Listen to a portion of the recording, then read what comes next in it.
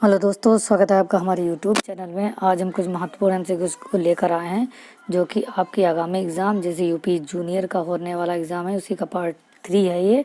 ये वीडियो संबंधित है यूपी जूनियर एडेड से, यूपी टीजीटी पीजीटी और बाकी एग्ज़ाम से। अगर आपको इस वीडियो की पीडीएफ चाहिए तो मैं डिस्क्रिप्शन में टेलीग्राम चैनल का लिंक दे दूँगा, वहाँ से आप उसे ज्वाइन कर सकते हैं। चलिए शुरू करते हैं हम आज का सवाल जो 51 है। इससे पहले वाले 2 सवाल जो वीडियो हैं वो मैं अपलोड कर चुका हूँ, जिसमें 50 तक सवालों को डिस्कस किया गया है। हमारा आज का पहला सवाल है कि उत्तरांचल यानी उत्तराखंड राज्य का गठन कब हुआ था। तो उत्तराखंड राज्य का जो गठन हुआ था वो 9 नवंबर 2000 को हुआ था। ठीक है, सन 2000 को हुआ था। ठीक है, और हम आपको बता दें कि उत्तराखंड जो था वो पहले उत्तर प्रदेश का पार्ट हुआ करता था। अगले सवाल की तरफ चलते हैं। हमारा अगला सवाल है कि लोकपाल बिल जो है वो किससे संबंधित है। तो यह जो लोकपाल बिल है वो उच्च पदों के दुरुपयोग से संबंधित है। आई होप कि आपको समझ में आया होगा। नेक्स्ट सवाल है हमारा सवाल नंबर 53 है कि संसद अधिवेशन को संचालित करने का प्रति मिनट का खर्च कितना होता है। आपको जान के बहुत ही आश्चर्य होगा कि संसद में प्रति मिनट का जो खर्च होता है वो 1800 रुपये होता है। आप आइडिया लगा सकते हो कि 1 मिनट का ये खर्च है जो कि तकरीबन 1800 रुपये है। ठीक है, और वही नेता हमारे दरमियान फूट डालते हैं और विकास के नाम पर केवल वादे ही करते हैं। ठीक है, अगला सवाल है हमारा सवाल नंबर 54 है कि राज्यसभा में नामित सदस्यों की संख्या कितनी है। ठीक है, मतलब कितनी संख्या होती है। तो राज्यसभा में जो नामित सदस्य होते हैं उनकी संख्या 12 होती है। ठीक है, 12 नामित किया जा सकता है और लोकसभा में 2 नामित किए जा सकते हैं। ठीक है, आई होप कि आपको समझ में आ रहा होगा। और बाकी इसी तरीके के वीडियो और अपडेट के लिए आप अगर चैनल पर नए हैं तो उसे सब्सक्राइब कर लीजिए। अगला सवाल है हमारा सवाल नंबर 55 है कि संविधान की भूमिका में समाजवादी धर्मनिरपेक्ष एकबद्धता शब्द कौन से संशोधन द्वारा जोड़े गए हैं। तो यह जो संशोधन 42 हुआ था यानी 42वें संविधान संशोधन द्वारा भारतीय संविधान में समाजवादी धर्मनिरपेक्ष एकबद्धता आदि शब्द जोड़े गए हैं। ये संविधान संशोधन 1976 में किया गया था। कब किया गया था? 1976 में। और प्रत्येक एग्ज़ाम के दृष्टिकोण से ये सवाल बहुत ही महत्वपूर्ण है। कहीं कहीं पे एक ही टर्म में पूछ लिया जाता है और कहीं कहीं में ये पूछा जाता है कि 42वें संविधान संशोधन में संविधान में कौन कौन से शब्द जोड़े गए। ठीक है, नेक्स्ट सवाल की तरफ चलते हैं। नेक्स्ट सवाल है हमारा कि केंद्रीय मंत्रियों को कौन शपथ दिलाता है। कौन शपथ दिलाता है? तो जो केंद्रीय मंत्री होते हैं उनको राष्ट्रपति शपथ दिलाता है। इसके ऊपर मैं पहले भी आपको बता चुका हूँ। जैसे केंद्रीय मंत्रियों को राष्ट्रपति शपथ दिलाता है और राष्ट्रपति को कौन शपथ दिलाता है? सुप्रीम कोर्ट के मुख्य न्यायाधीश द्वारा राष्ट्रपति को शपथ दिलाया जाता है। अगले सवाल की तरफ चलते हैं। हमारा अगला सवाल है सवाल नंबर 57 है। सवाल नंबर 57 है कि किसी राज्य में मुख्यमंत्री, आई थिंक ये सवाल तो आपको समझ में आ ही गया होगा। सवाल नंबर 56 कि राष्ट्रपति को मुख्य न्यायाधीश शपथ दिलाता है और राष्ट्रपति जो होता है केंद्रीय मंत्रियों को शपथ दिलाता है। ठीक है, उपराष्ट्रपति को शपथ दिलाता है, प्रधानमंत्री को शपथ दिलाता है। ये सारी चीज़ें मैंने पिछले वीडियो में क्लियर कर दी थी। मैं पिछले वीडियो का लिंक जो है वो डिस्क्रिप्शन में दे दूँगा, आप वहाँ से उस वीडियो को देख सकते हैं। अगला सवाल है हमारा सवाल नंबर 57 है।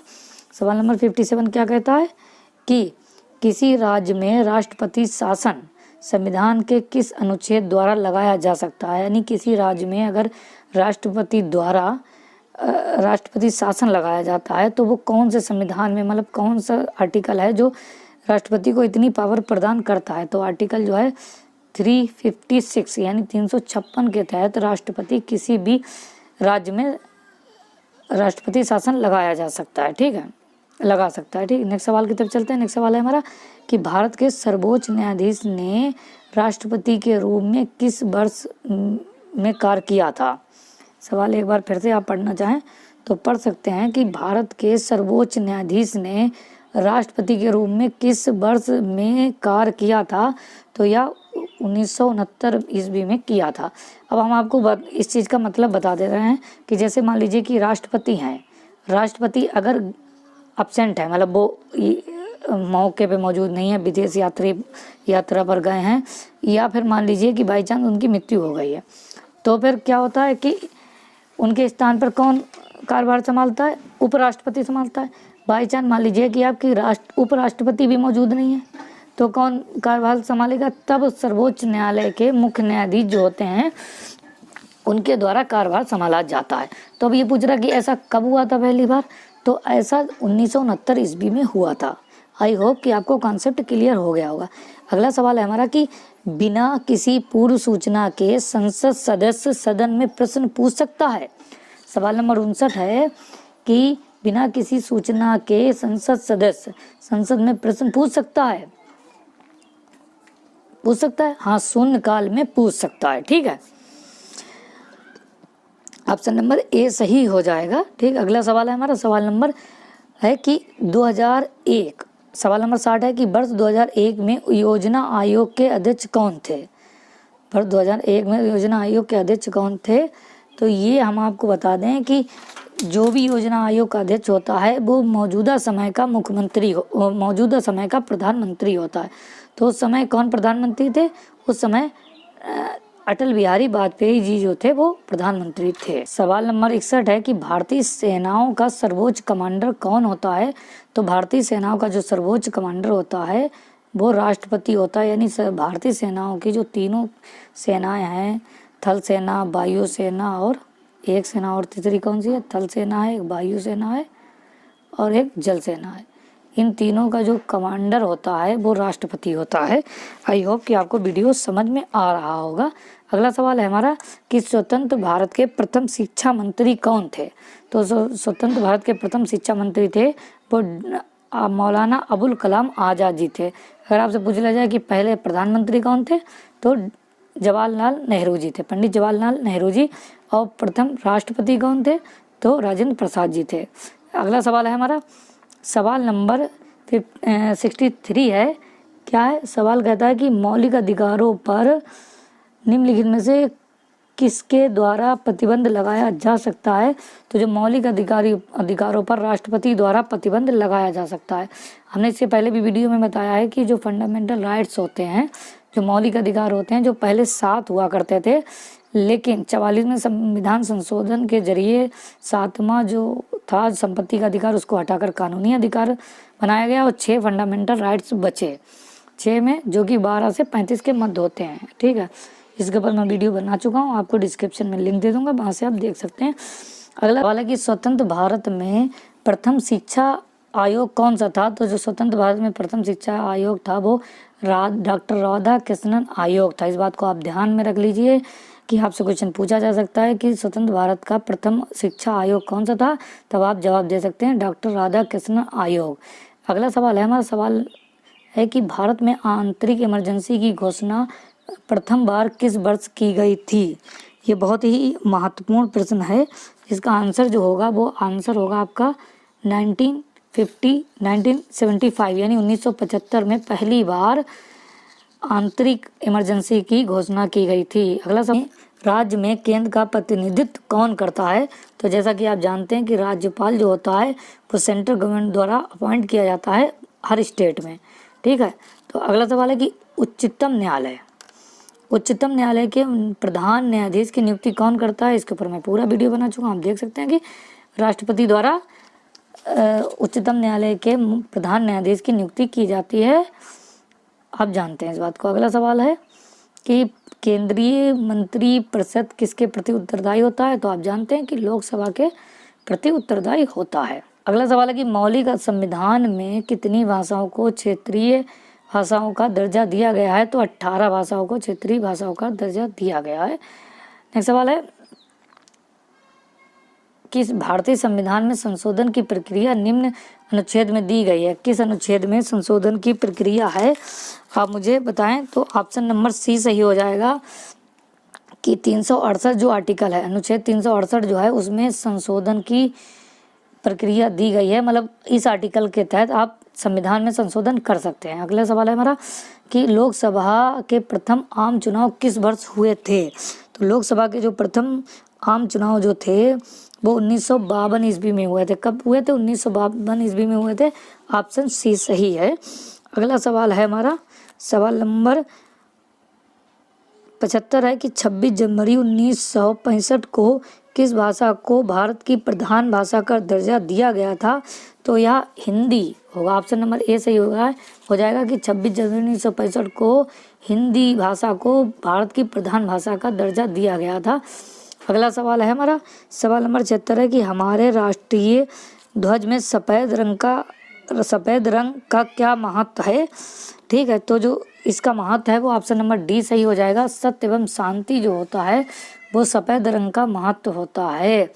अगला सवाल है, सवाल नंबर 77 है कि किस संशोधन के द्वारा शिक्षा जो राज्य विषय था को समवर्ती सूची में स्थानांतरित कर दिया गया? सवाल नंबर 77 है, तो आप मुझे कमेंट बॉक्स में इसका आंसर कर सकते हैं। 4 ऑप्शन दिए हैं, 42वां संविधान संशोधन, 24वां संविधान संशोधन, 44वां संविधान संशोधन या 39वां संविधान संशोधन। तो इसका जो सही आंसर है वो ऑप्शन नंबर ए सही हो जाएगा, 42वां संविधान संशोधन। इसके ऊपर मैं ऊपर भी एक सवाल आपको डिस्कस कर चुका हूँ, जिसमें एक बद्धता, धर्मनिरपेक्षता, समाजवादी जैसे शब्द जोड़े गए थे। ठीक है, आई होप कि आपको वीडियो है कि गरीबी उन्मूलन के द्वारा प्रत्येक आंख से प्रत्येक आंसू पोंछने की कामना किसने की थी? तो गांधी जी ने की थी। किसने की थी? गांधी जी द्वारा ये कामना की गई थी। हमारा अगला सवाल है कि राज्यपाल के सामान्य कार्यकाल की अवधि कितनी होती है? तो यह 5 वर्ष होती है। ऑप्शन नंबर सी सही हो जाएगा।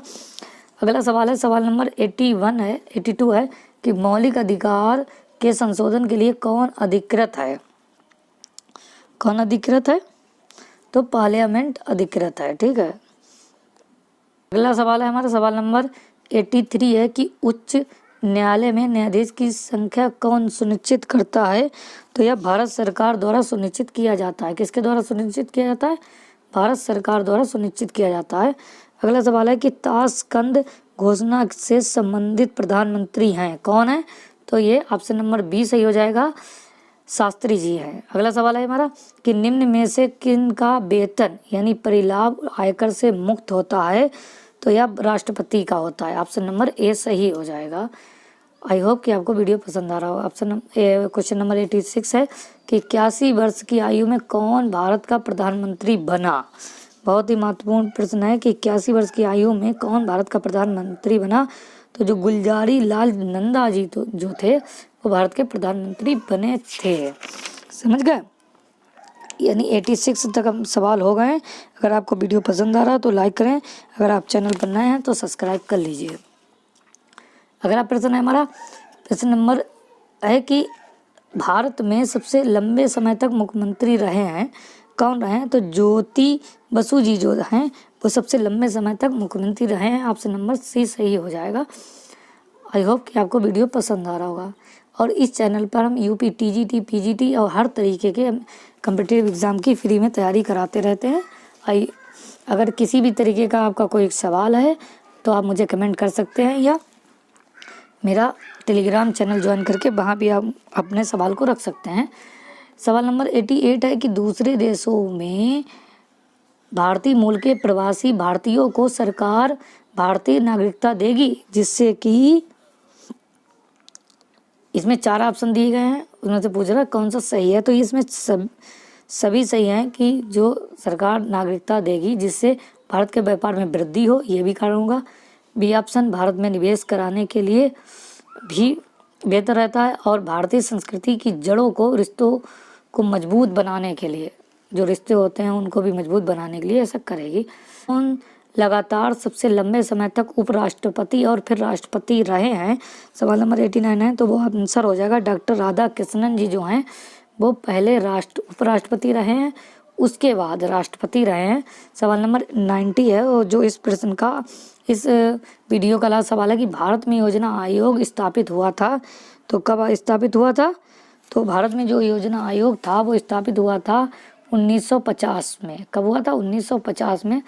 आई होप कि आपको वीडियो पसंद आया होगा। पसंद आया तो लाइक करें, सब्सक्राइब करें, अपने दोस्तों संग शेयर करें। और हम पूरी टेस्ट सीरीज चला रहे हैं 1000 MCQs की, जिसपे मैं रोज़ाना वीडियो अपलोड करता हूँ। हाँ, और मैं अगला वीडियो कल अपलोड करूँगा। तो आई होप कि आपको वीडियो पसंद आया होगा। चलिए मिलते हैं कल अपने नेक्स्ट वीडियो के साथ। धन्यवाद, शुक्रिया।